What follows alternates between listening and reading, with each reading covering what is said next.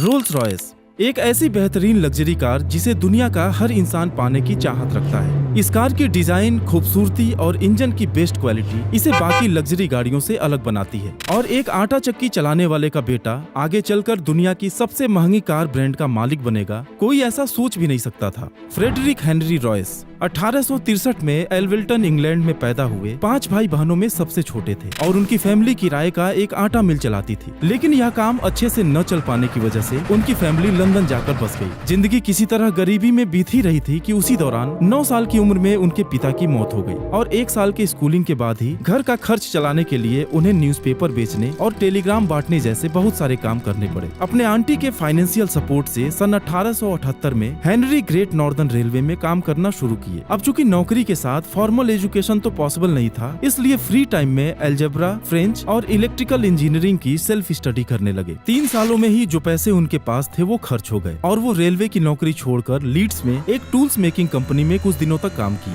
और फिर वापस लंदन लौटकर एक electric light and power company में काम करने लगे, जो स्ट्रीट और थिएटर लाइट्स लगाने का काम करती थी। हेनरी रॉयस ने अपनी कमाई से कुछ पैसा बचाना शुरू कर दिया था, क्योंकि उनका एम्बिशन इलेक्ट्रिकल इंजीनियरिंग के फील्ड में कुछ बड़ा करने का था। और अपने इसी सपने को पूरा करने के लिए 22 साल की उम्र में अपने एक इंजीनियर दोस्त अर्नेस्ट क्लेयरमॉन्ट के साथ मिलकर उन्होंने एक कंपनी की शुरुआत की, जिसका नाम FH रॉयस एंड कंपनी रखा गया। यह कंपनी बिजली के छोटे छोटे पार्ट्स बनाने का काम करती थी। धीरे धीरे बिजनेस बढ़ता गया और सन 1894 आते आते वो डायनमो और इलेक्ट्रिक क्रेन भी बनाने लगे। लेकिन आगे चलकर जर्मनी और अमेरिका से आने वाले डायनमो और क्रेन की वजह से मार्केट में कंपटीशन बढ़ता जा रहा था, जिससे उनकी कंपनी को घाटा होने लगा। और यही रीजन था कि हेनरी रॉयस की दिलचस्पी शिफ्ट होने लगी मोटर कार्स की दुनिया में और वह इलेक्ट्रिकल कंपोनेंट्स और क्रेन्स के अलावा अपने खुद के मोटर कार बनाने पर काम करने लगे। उन्होंने कार को अच्छे से जानने के लिए 1901 में एक डी डायोन और 2 सिलेंडर डेकाविल खरीदा और अपने हिसाब से उसे मॉडिफाई किया। हालांकि ये कार्स उनके स्टैंडर्ड्स को पूरा नहीं करती थी और फिर सन 1904 में उन्होंने अपनी डिजाइन की हुई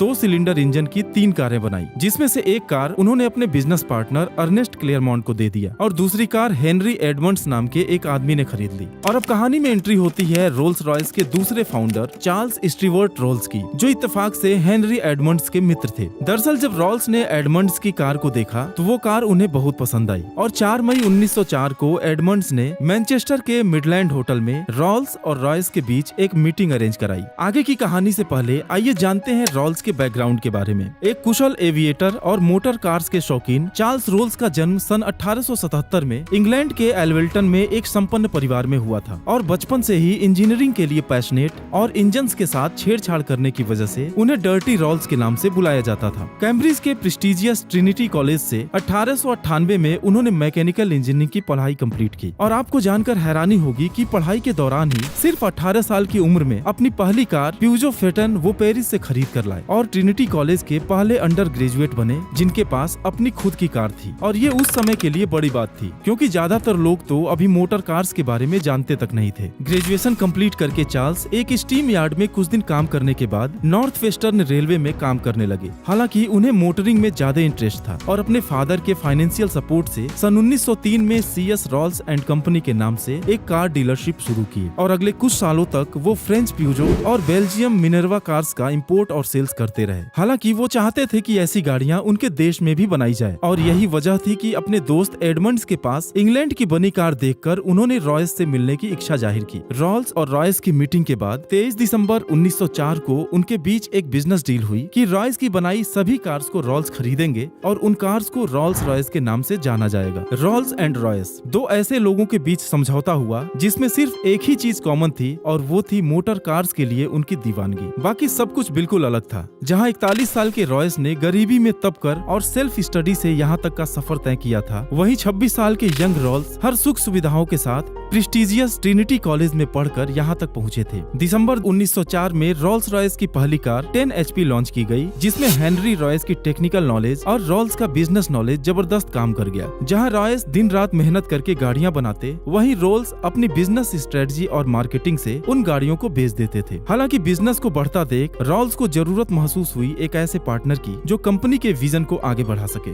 और उसके लिए अपनी company CS Rolls and company के ज्वाइंट मैनेजर क्लाउड जॉनसन को उन्होंने रोल्स रॉयस में as a managing director join करा लिया। क्लाउड जॉनसन को मार्केट की अच्छी समझ थी और रोल्स रॉयस के ग्रोथ में उनका बहुत योगदान है। ज्वाइनिंग के बाद उन्होंने सलाह दिया कि कई अलग अलग मॉडल की कार्स बनाने की बजाय एक 40-50 HP की स्मूथ, साइलेंट, सॉलिड और ऐसी लग्जरी कार बनाई जाए जो मार्केट में मौजूद ना हो। और उनके इसी सलाह पर काम करते हुए रोल्स रॉयस ने सन 1906 में 6 cylinder silver ghost car launch की, जो उस समय दुनिया की नंबर 1 कार बन गई। रॉयस और रोल्स दोनों बेस्ट क्वालिटी डिलीवर करने के लिए दिन रात काम करते रहे, लेकिन स्पेशली रॉयस को एक हार्ड वर्कर के रूप में जाना जाता है। वह कई सालों तक बिना प्रॉपर डाइट के दिन रात काम करते रहे, जिसका उनके हेल्थ पर बुरा असर पड़ा और वो अक्सर बीमार रहने लगे। रोल्स एक ट्रेंड एविएटर थे और उन्हें हॉट एयर बैलून्स और एयरक्राफ्ट उड़ाने का शौक था। सन 1907 में चार्ल्स ने रॉयस को एक एरो इंजन डिजाइन करने के लिए मनाने की कोशिश की, लेकिन रॉयस ने मना कर दिया। जिसके बाद चार्ल्स ने राइट ब्रदर्स से एक राइट फ्लायर विमान खरीदा और उससे 200 से ज्यादा उड़ानें भरी। चार्ल्स वो पहले व्यक्ति थे जिन्होंने हवाई जहाज से 95 मिनट में इंग्लिश चैनल को नॉन स्टॉप 2 बार क्रॉस किया था। लेकिन एक ही महीने बाद सब कुछ बदल गया